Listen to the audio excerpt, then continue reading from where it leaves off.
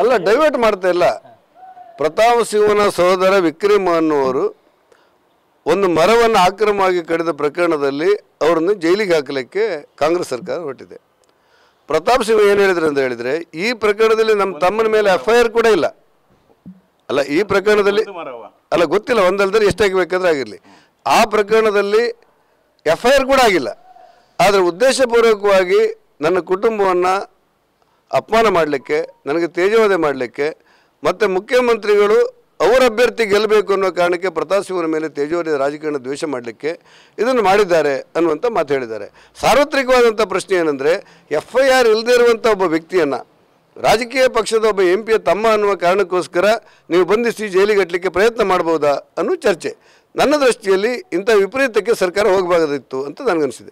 ಸಹಜವಾಗಿ ಪ್ರತಾಪ್ ಸಿಂಹ ಹೇಳಿದ್ದಾರೆ, ಅವ್ರ ಮಗನನ್ನು ಗೆಲ್ಲಿಸೋದಕ್ಕೋಸ್ಕರ ನಮ್ಮ ಕುಟುಂಬವನ್ನು ಬಲಿ ತೆಗೆದುಕೊಳ್ಳುವಂಥ, ನಮಗೆ ತೇಜೋವಧೆ ಮಾಡುವಂಥ, ಅಪಮಾನ ಮಾಡುವಂಥ ಕ್ಷುಲಕ ರಾಜಕಾರಣಕ್ಕೆ ಮುಖ್ಯಮಂತ್ರಿಗಳು ಇಳಿಬಾರ್ದಾಗಿತ್ತು ಅನ್ನುವಂಥ ಮಾತು ಹೇಳಿದ್ದಾರೆ. ಅದು ಸರಿ ಅನಿಸಿದೆ.